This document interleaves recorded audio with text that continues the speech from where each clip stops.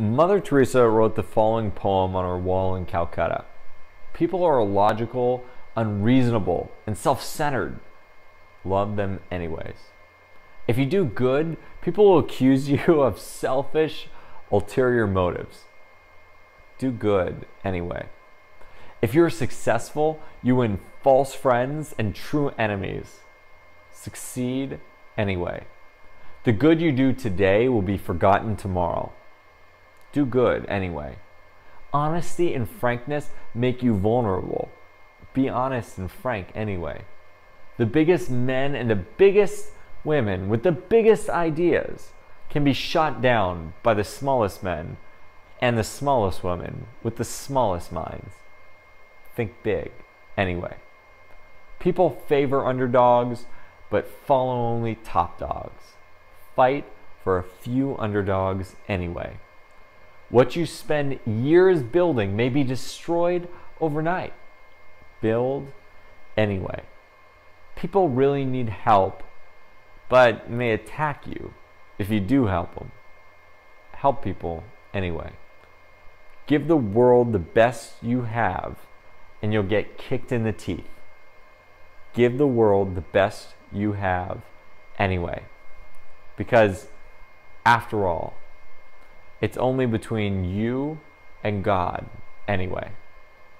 There's nothing more rewarding than selfless service, than making life better for other people. Now, some cringe at service. They think it's just a distraction. But the poet Tagore said it best when he sang, "I dreamt that life was joy.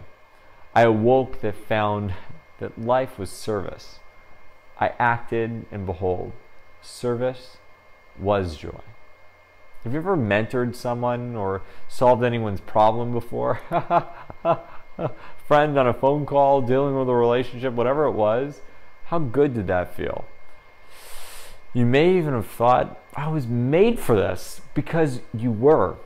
When we get caught up in our own selfish desires and pursuits, the wounds of our past, our bad habits, it's arrows in, arrows out. And the only way to break the cycle is to break the cycle.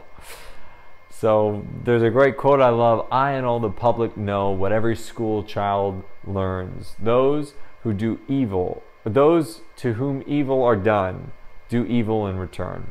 It's a vicious cycle. There's a study I love where researchers instructed priests to give a lecture about the Good Samaritan. Now, what's the Good Samaritan?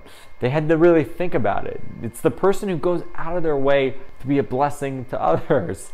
You know, be a good Samaritan. Pick up the trash. Help an old lady across the road. Now, they set this up so on the way to the lectures, researchers would place a man in the hallway begging for help.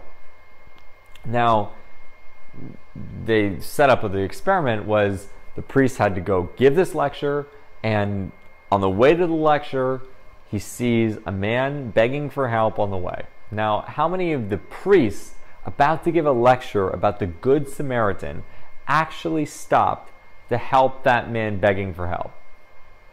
All of them? 90%? 50%? 10%? How about 0%? Now, again, if I'm only for myself, then who am I? And if I'm only for myself, then who will be for me? You see, we want a family, friends, happiness to be good and to make a positive impact. But we think we have to complete a laundry list of things first. And there just simply isn't enough time to do both. Have you ever experienced that? Feeling like Luke Skywalker in the trash compactor of the Death Star being squeezed by time and knowing you have to trade your values for benefits? Like, do I want to achieve or do I want to give? Do I want to be in my business or with my family? But see, life doesn't work like that. You can't plant a bitter neem seed and expect to grow a sweet mango tree. And yet I see so many people of my generation working themselves to death, pursuing something they don't really want. Money, fame, power. We want to be billionaires and we want to change the world, to help the environment and to enjoy the fruits of modern industry. So we sacrifice now for later. We're like the Good Samaritan, but we're saving up our good deeds for retirement because we're grinding in the day-to-day to get there. But then 30 years go by and you're sick and exhausted and alone, and guess what? You're starting from square one. You just lost 30 years worth of fulfilling your destiny and becoming who you were made to be because you grew a bitter neem tree instead of a sweet mango. Now, everybody today wants the secret, that little thing that if they only knew, it would change their entire life and open the vault. Well, try this. Here's a secret to living a happy life. Fulfillment does not come from what we get. It comes from what we give. Fulfillment does not come from what we get. It comes from what we give. What we give and who we give it to. Because here's the secret.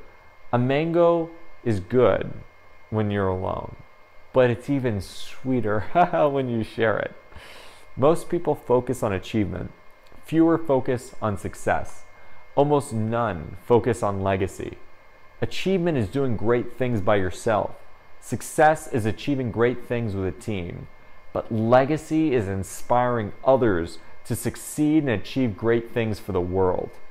Are you making a positive contribution? Are you waiting for the world to give you mangoes before you plant a mango tree? See, it doesn't work like that. One of my teachers tells a story about a friend who said that he'll send a Christmas card to anyone who sends him a Christmas card first. And Dan said, "You must not get a lot of Christmas cards." If you're waiting for other people to give you something first, then you're never going to get what you want. You have to give, and we have to give to get what we want. Give first. And the rewards come back tenfold. Life is not about me, it's about we.